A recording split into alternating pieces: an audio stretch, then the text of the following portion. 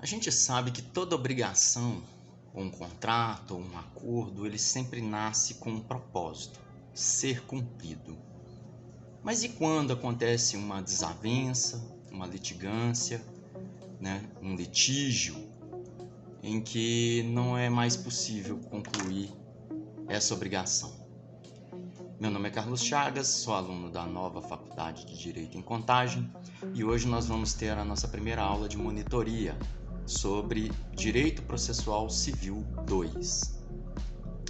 Bom, muita gente vê de teoria no TGP, Teoria Geral do Processo, e também um pouco de teoria no Direito Processual Civil 1.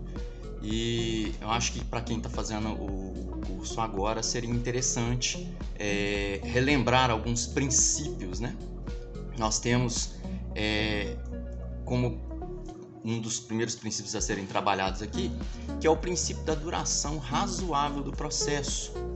Antes que a gente venha falar do litígio ou de desavenças que vão levar ao processo judicial, da causa, a gente deveria primeiramente falar dos princípios aqui estabelecidos pelo nosso ordenamento jurídico.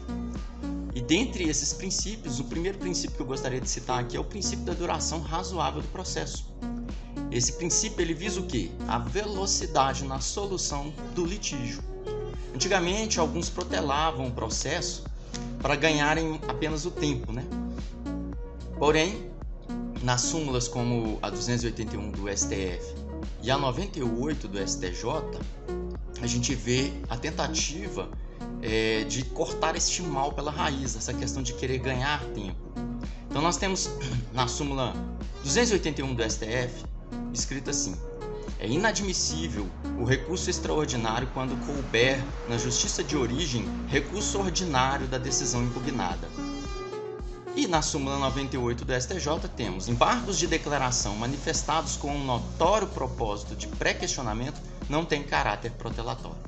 Então a gente já vê aqui nas súmulas a tentativa de frear essa má-fé processual em que uma das partes, ou quem sabe as duas, possam tomar no decorrer do processo judicial. E caso alguém coma mosca, tem a súmula 356 do STF que diz: o ponto omisso da decisão sobre o qual não foram opostos embargos declaratórios não pode ser objeto de recurso extraordinário, por faltar requisito do pré-questionamento. Ou seja, naquele momento oportuno que você tinha para poder fazer um embargo declaratório, se você não o fez, já não vai caber esse tipo de recurso lá na frente no pré-questionamento. Isso também é para dar celeridade no processo, Havendo omissão por parte de um tribunal inferior, caberá a seguinte súmula, a 211 do STJ, que diz: é lícito à parte opor embargos declaratórios visando pré-questionar a matéria em relação à qual o acórdão recorrido quedou-se omisso, embora sobre ela devesse se pronunciar. Aqui nós estamos falando de embargos de declaração, nós vamos falar de algumas outras formas aqui do processo, mas isso vai ser tratado melhor lá na frente. Por enquanto, é interessante a gente perceber apenas o princípio da celeridade, o princípio da duração de um processo. O segundo princípio é o princípio da primazia do julgamento de mérito, que trata da possibilidade de reingressar uma ação que foi dada a coisa julgada formal e, de tabela, concede o mérito da questão sem haver sentença sobre. O que isso quer dizer? Quer dizer assim, quando você tem um processo em que ele foi julgado apenas no âmbito formal, em que não foi resolvido o problema mesmo de fato, é possível para uma das partes entrar com esse processo novamente. Ou seja, preza-se mais a questão do problema, do mérito, do que propriamente da forma que foi julgada. Existem o julgamento de processo na forma de formal, na área formal, e na área material, na área de mérito. Quando há de mérito, não vai haver questionamento. É uma coisa que a gente vai ver mais à frente. Mas a formal, havendo julgamento, sentença formada em âmbito formal, a parte que perdeu, por exemplo, ela pode entrar com um recurso novamente. Ela pode entrar com uma ação novamente, para poder requestionar o mérito da questão. É isso que o princípio trata. E isso está lá no artigo 4º do Código de Processo Civil, que diz assim: as partes têm o direito de obter em prazo razoável a solução integral do mérito, incluída a atividade satisfativa. No artigo 317 temos: antes de proferir decisão sem resolução de mérito, o juiz deverá conceder à parte oportunidade para, se possível, corrigir o vício. Artigo 932 diz: incumbe ao relator, no parágrafo único, antes de considerar inadmissível o recurso, o relator concederá prazo de 5 dias ao recorrente para que seja sanado o vício ou completada a documentação exigível. Observação: o artigo 932 é para erro excusável, que todos podem cometer. Ou seja, não é um erro que eu provoquei ou que eu poderia ter previsto. É um erro que surgiu e que todo mundo dormiu ali. Você pode se utilizar desses artigos. O outro princípio é o princípio da boa-fé processual objetiva, que foca mais no comportamento de todos. E quando eu digo de todos, é de todos. É dos juízes, é dos advogados, é das partes, é das testemunhas, enfim. Artigo 5º diz: aquele que, de qualquer forma, participa do processo deve comportar-se de acordo com a boa-fé.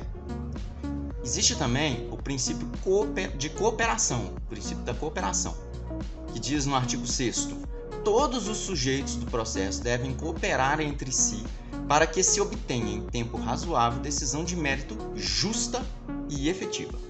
Uma novidade que a gente tem no Código de Processo Civil de 2015 é o princípio da primazia da solução consensual, que está lá no artigo 3º, que não se excluirá da apreciação jurisdicional ameaça ou lesão a direito. O parágrafo 2º diz: o Estado promoverá sempre que possível a solução consensual dos conflitos.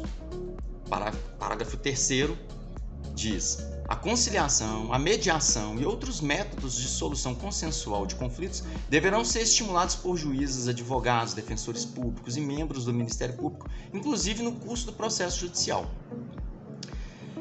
O que isso quer dizer, gente? É que, havendo uma desavença entre as partes, para que não tenha que recorrer a um processo judicial que demora muito tempo, existem processos que podem levar 2, 5, 7, até 10 anos ou mais, né? Às vezes, havendo uma forma de ambas as partes conversarem e chegarem num acordo entre si, de repente você consegue dar maior celeridade, né? Através dessa primazia de solução entre as partes, entre o consenso entre as partes. E esse princípio zela por isso. Por isso que existe esse lado de que as partes que compõem o processo, né, o juiz, o desembargador, a defensoria, né, o Ministério Público, advogados e as partes entre si, elas podem sim procurar, nesse princípio, uma solução mais célere, mais acelerada, mais plausível para aquele momento, né, para poupar dor, para poupar sofrimento, para poupar dinheiro, para poupar uma série de coisas, né? E aqui temos esse quadro que mostra, né, que esse PI aí, ó, é a petição inicial. Quando você faz a petição inicial, que é o que a gente vai tratar mais à frente nas aulas, você, antes de ter esse lado da contestação, se na petição inicial constar que você está aberto para ter uma audiência de conciliação, essa audiência vai acontecer, né, e vai ter essa tentativa consensual. O que não impede de lá na frente ter uma nova tentativa, como a gente vê. Suponhamos que a parte autora não queira, ela ingressa com a petição inicial e ela não quer que tenha essa reunião, pode ser que lá na frente, depois da fase de contestação, de réplica, né, na segunda fase do processo que a gente vai ver também mais à frente, que é a fase de saneamento, pode sim, às vezes, ter um momento ali em que as partes queiram fazer um consenso, entrar em consenso, né? Lembrando que a segunda tentativa de conciliação ela se dá lá na parte de ação de instrução e julgamento, né? O outro princípio que a gente tem aqui é o princípio da isonomia, que procura manter equilíbrios entre as partes.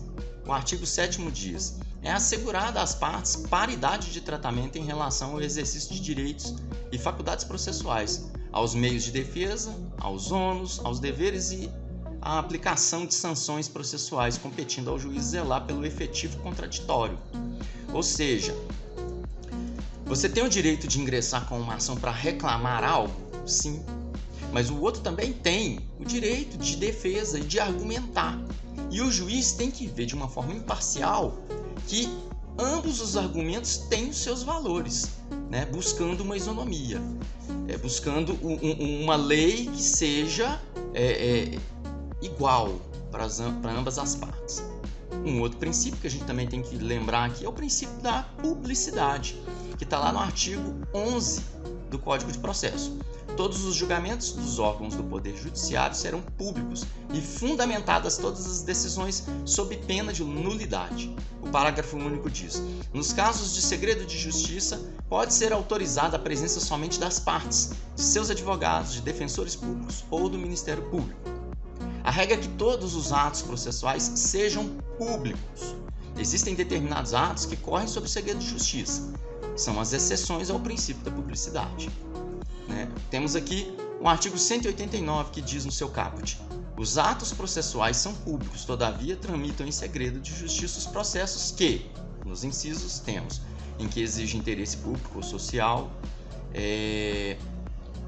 que versem sobre casamento, separação de corpos, divórcio, enfim, e todos esses que estão elencados aí no inciso 2. No inciso 3 nós temos que constem dados protegidos pelo direito constitucional à intimidade, o direito de imagem, por exemplo, que versem sobre a arbitragem, inclusive sobre o cumprimento de carta arbitral, desde que a confidencialidade estipulada na arbitragem seja comprovada perante o juiz. Ou seja, em regra, todo processo civil ele é público.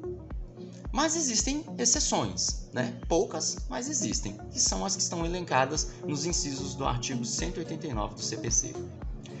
No caso do parágrafo 2º, que diz assim: o terceiro que demonstrar interesse jurídico pode requerer ao juiz certidão do dispositivo da sentença, bem como de inventário e de partilha resultantes de divórcio ou separação. Ou seja, pode o terceiro, demonstrando interesse jurídico, exigir certidão do dispositivo de sentença. O que isso quer dizer? Às vezes, por exemplo, num processo de sucessão, que às vezes está tramitando em segredo de justiça, se o terceiro interessado, que é aquele que, por exemplo, tem uma dívida a receber e a parte que lhe deve morreu, ele pode entrar ali com um pedido de vistas naquela sentença, porque ele está demonstrando o interesse, ele é ligado àquilo ali. No direito de sucessão, quando vocês forem estudar, vocês vão ver que quando você vai ter a partilha dos bens, a primeira coisa a ser feita é pagar a dívida do decujus, do morto. A pessoa morreu, antes que haja partilha dos seus bens, vai haver o pagamento das dívidas. Lógico, das dívidas que são comprovadas, que a família sabe que existe, E se houver alguma negativa disso por parte da família, cabe à parte terceira, que é a parte credora, provar que sim, tem uma dívida ali a ser recebida do decujus. Então esse é um exemplo, esse parágrafo 2º é um exemplo de que quando você demonstra interesse jurídico, você pode quebrar essa tramitação em segredo de justiça. Uma questão importante num processo é a fundamentação, que é essencial para o juiz expor os motivos que geraram a conclusão. E a partir dessa apresentação, tentar convencer a parte de que a decisão foi tomada e adequada para o conflito. Ou seja, isso é uma coisa crucial que o juiz tem que ter no momento em que ele vai proferir a sentença. Ele tem que fundamentar o porquê que ele está dizendo aquilo ali na sentença. A fundamentação adequada é uma das premissas da composição. A solução imposta é externa. Ela é direcionada para as partes, mas em especial para o derrotado, que tende a ter o inconformismo e querer recorrer. Lógico que a parte que pede é a mais interessada em querer entender a fundamentação judicial ali da lide, Entretanto, pode sim a parte autora ficar insatisfeita com uma decisão que ainda assim foi favorável a ela. Por exemplo, foi concedida indenização por danos materiais, mas a indenização moral não foi efetivada. Então ele pode sim pedir numa apelação que seja revista essa sentença. Lembrando que embargos de declaração, apelação, são coisas de assuntos que a gente vai tratar lá na frente. Se a decisão for mal fundamentada, ela vai ser resignada. Muitas vezes há apenas a reprodução de dispositivos legais. Importante chegar a um equilíbrio onde entra o artigo 489, que diz: são elementos essenciais da sentença os fundamentos em que o juiz analisará as questões de fato e de direito, e o parágrafo 1º que diz: não se considera fundamentada qualquer decisão judicial, seja ela interlocutória, sentença ou acórdão, que se limitar à indicação, à reprodução ou à paráfrase de ato normativo, sem explicar sua relação com a causa ou com a questão decidida. O que isso quer dizer? Que toda fundamentação ela tem que estar intimamente ligada ao caso em concreto. Não pode haver cópias de uma outra decisão proferida. Tem que ser uma coisa que é dita para aquela situação em específico. No caso daquele que quer ir disputar um cargo de juiz, né? A pessoa queira ser uma juíza, um juiz, ela tem que prestar atenção na questão do sistema de como que se estabelece uma sentença. A sentença ela tem que ser muito bem fundamentada para diminuir as chances de apelação de uma das partes ou de ambas as partes, né? Então você tem aí o inciso 3 que diz: invocar motivos que se prestariam a justificar qualquer outra decisão. Resumindo, o juiz ele precisa fazer uma fundamentação que abarque todas as áreas, tudo aquilo que é questionado, tudo aquilo que pode ser relembrado numa apelação, né? Ou quem sabe numa decisão interlocutória, né? No embargo de declaração, enfim. Bom, sobre a ação, é um assunto que nós vamos tratar na próxima aula. Vamos nos ver daqui a pouco.